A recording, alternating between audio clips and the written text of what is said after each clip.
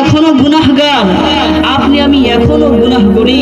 এখনো যখন ওই ফজরের সময় আমাকে আমার রব ডাক দেয়, হায় বান্দা ওই ফজরের সময় হয়ে গিয়েছে, তুমি ঘুম থেকে ওঠো, আমার সেজদা দাও।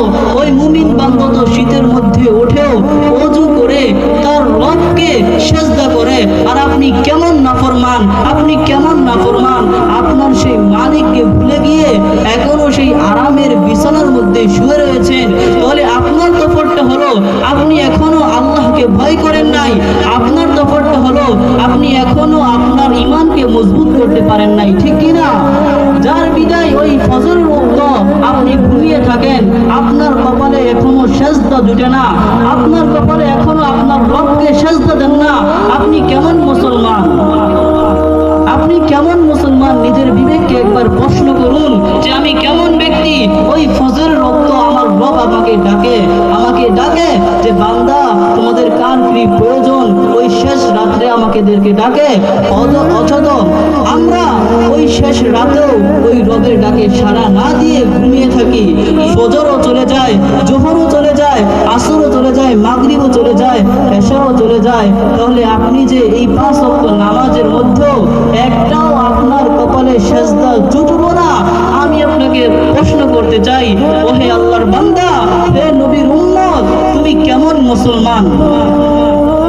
তুমি কেমন মুসলমান? তোমার কপালে তো একটা সেজদাও জুটলো না। ফজর তো চলেই গেল, ওই জোহর তো চলেই গেল, আসরও চলে গেল, মাগরিবও চলে যায়, এশাও চলে যায়, তোমার কপালে একটাও সেজদা জুটলো না। তোমার কপালে একটাও সেজদা জুটলো না, তোমার কপালে একটা সেজদাও জুটলো না। ওই আল্লাহর নবীর উম্মত, আমি তোমাকে প্রশ্ন করতে চাই, তুমি কেমন মুসলমান বলো? তুমি কেমন মুসলমান? অথচ তোমার এমন মালিক পেয়েছো যে মালিক বলে, হায় বান্দা তুই আমাকে আল্লাহ বলে ডাক, বা রহমান বলে ডাক, গফুর বলে ডাক, আমি তোর সমস্ত ডাকেই সাড়া দিব। আল্লাহ তাআলা বলেন যে উদউনি আস্তাজিব লাকুম, উদউনি আস্তাজিব লাকুম, বান্দা তোমরা আমাকে ডাকো, আমি তোমাদের ডাকে সাড়া দিব। যেই কারণে আল্লাহ তাআলার 99টি নাম রয়েছে, ওই নামের যেই কোনো নামেই বান্দা তুমি ডাকো না কেন, বান্দা তোমার ডাকে মনে রাখবা আল্লাহ তাআলা সাড়া দিবে। অথচ তুমি একটা নামেও তো ডাকবে দূরের কথা, আল্লাহকে স্মরণই করো না, আল্লাহকে তুমি মনেই করো না। যেই কারণে তুমি দুনিয়ার মধ্যে মগ্ন হয়ে দুনিয়ার মধ্যে এখনো গুনাহ করতেছ, দুনিয়ার মধ্যে এখনো নাফরমানি করতেছ। অথচ তোমার পিছনে মৃত্যু বসে রয়েছে। যেই কারণে রাসূলুল্লাহ সাল্লাল্লাহু আলাইহি ওয়াসাল্লাম তার হাদিসের মধ্যে বলেন যে আকসিরু যিকরা হাযিমিল লাজ্জাতিল মাউত, আকসিরু যিকরা হাযিমিল লাজ্জাতিল মাউত, যে তোমরা অধিক পরিমাণের মৃত্যুকে স্মরণ করো। কাকে স্মরণ করতে বলেছে? মৃত্যুকে। ওই আরামের ঘুমকে না, ওই দুনিয়াবি কাজকে না, ওই চায়ের আড্ডার মধ্যে না। অথচ তোমাকে বান্দা, তোমাকে আল্লাহ ডাকতেছে সেজদা দেওয়ার জন্য, তোমার নেকের পাল্লাটাকে ভারী করার জন্য। অথচ তুমি সময় না দিয়ে তুমি ঘুরতেছ ফিরতেছ। আর আল্লাহ রাসূল সাল্লাল্লাহু আলাইহি ওয়াসাল্লাম বলতেছেন যে তোমার কাছে যখন এমনটাই মনে হবে আমার দ্বারা গুনাহ হইতেছে বেশি, হায় আমি গুনাহ করতেছি বেশি, আমার দ্বারা গুনাহ হইতেছে, আমি গুনাহের পাল্লা ভারী করে ফেলছি, তাহলে আমাকে রাসূল শিক্ষা দিতেছেন যে আকসিরু যিকরা হাযিমিল লাজ্জাতিল মাউত, আমি যেন বেশি বেশি মউতকে স্মরণ করি।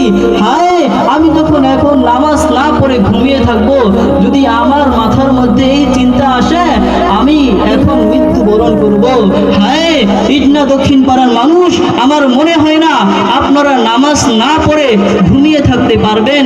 কারণ আপনার মাথায় যখন এই স্মরণটা আসবে, হায় একটু পরেই তো মাগরিবের আজান দিবে, একটু পরেই তো মাগরিবের আজান দিবে, তারপরেই তো আমার মৃত্যু হবে, হতে পারে আমার মৃত্যু, আর তখনই আমার নামটাও ওই মসজিদের মাইকের মধ্যে এলান হয়ে যাবে, আমার লাশটাও সকলে দেখতে আসবে।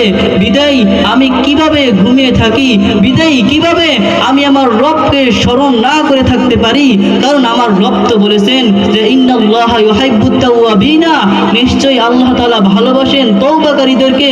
আমি যদি এখন তওবা করতে পারি খাঁটি নিয়তে, আরে আমি যদি এখন আমার রবকে ডাক দিতে পারি আল্লাহ বলে, তাহলে আল্লাহ তো আমাকে ক্ষমা করেই দিবেন, আল্লাহ তো আমাকে মাফ করেই দিবেন। তাহলে আমি কেন এখনো এই ঘরের মধ্যে বসে রয়েছি, গুনাহের মধ্যে পাল্লা দিতেছি? আমার ভিতরে কি ইমানি তাকওয়া নাই? এখনো কি আমার ভিতরে আমার জাহান্নামের ভয় ঢুকবে না? ওই জান্নাত যে আমার জন্য আল্লাহ তাআলা বানাইছে, ওই জান্নাতের আশা কি এখনো আমার ভিতরে জাগবে না? হাইট না দক্ষিণ পাড়ার মানুষ, আর কতদিন গুনাহ করবা, আর কতদিন নিজের হাতে অন্যায় করবা? কপালের মধ্যে একটা সেজদাও জুটে না, কপালের মধ্যে একটা সেজদাও জুটে না, একটা সেজদা নাই। এক শুক্রবারে যদি নামাজের মধ্যে আসো, আরেক শুক্রবার দেখা যায় তাছাড়া কোনো নামাজের চিহ্ন নাই। তুমি কেমন মুসলমান? বিবেককে একবার প্রশ্ন করো যে আমি কেমন মুসলমান? আমার নেকের পাল্লাটা কতটুক বাড়ি হয়েছে? আমার নেকের পাল্লাটা কতটুক বাড়ি হয়েছে? রাগ হবেন না, পায়ে হাত রেখে বলি, আমার কপালে যে একটা সেজদাও জুটে না। সপ্তাহ চলে যায়, সপ্তাহ চলেই যায়, দিন তো চলেই যাইতেছে, প্রতিদিন চলে যাইতেছে, অথচ আমার কপালে একটা সেজদাও জুটলো না। আমি কেমন মুসলমান? ওই রব তো আমাকে মাফ করে দিবে তওবা করলেই। ওই রব তো আমাকে এখনো ভালোবাসতেছেন। যদি ভালোই না বাসতো তাহলে রবকে আমাকে বলতো যে উদউনি আস্তাজিব লাকুম, যে বান্দা তুমি আমাকে ডাকো, আমি তোমাদের ডাকে সাড়া দিব।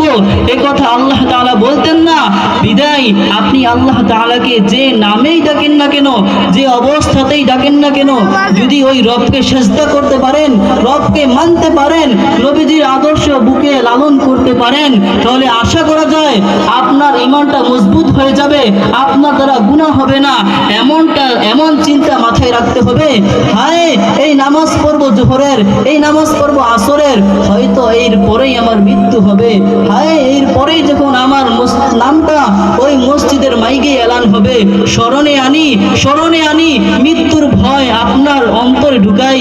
হায় মুসলমান, বলতে চাই এখনো সময় আছে, এখনো সময় আছে।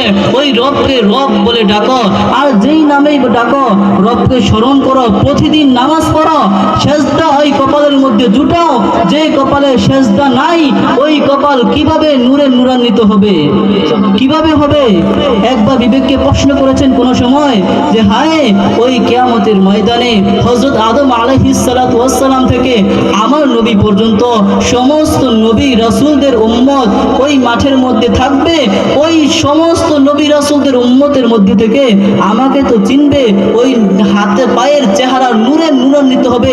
এতটুকু দেখে তাহলে আমি যে সেজদা করি না, আমি যে ওযু করি না, আমি যে পবিত্র থাকি না, তাহলে আমার কি হবে?